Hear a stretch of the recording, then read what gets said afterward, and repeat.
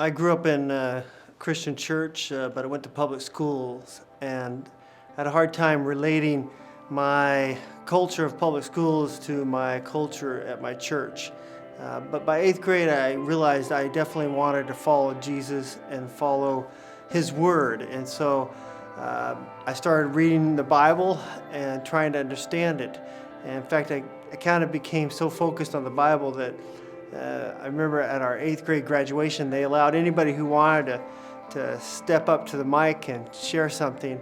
And I decided that the crowd needed to hear from the Sermon on the Mount because I thought it was the greatest story that nobody was talking about in public school. And so I remember reading whole sections of Sermon on the Mount. I think it shocked my family. They didn't know I was going to do that, and especially shocked my twin brother who was graduating with me. And that's probably when I started my intense journey with Jesus and started reading His Word and maybe becoming a little bit too extreme. I realized, God meets us wherever we're at, and I was kind of an extreme kid at times.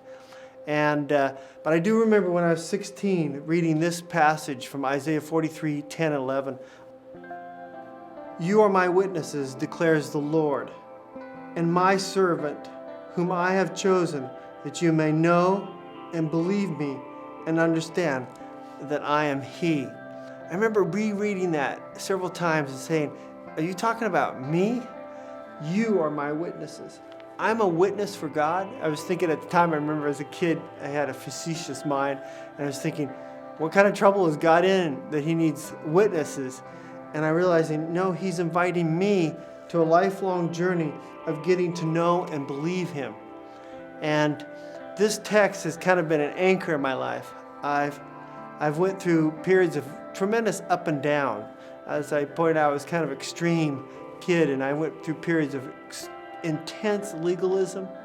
I remember as a teenager, eating 2 meals a day and trying to get righteous with God and disciplining my body. And I was skinny then. I even lost more weight. And so then I went through periods of the other extreme and up and down in my life. And I realized that through it all, God was always in this verse inviting me to get to know Him. I remember especially a period of time in which I went through a dark night of the soul. Here I was a college professor, trying to be an elder, trying to do things for my community, and I went through this dark period in which, did God love me? Was He there? What was going on in my life?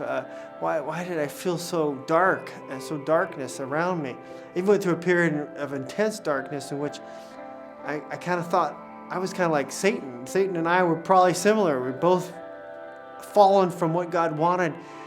And what got me out of this was this cool understanding that even Satan was tremendously loved by God. And even if I was like Satan or even worse than Satan, that God loved me. And that the difference between Satan and me was that I wanted to reach out and take that love and accept His love of me.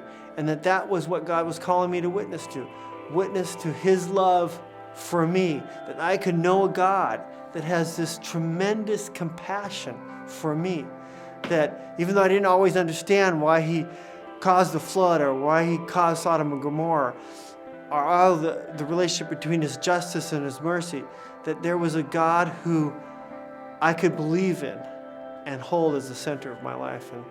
And so my name is Duane, and that's my testimony.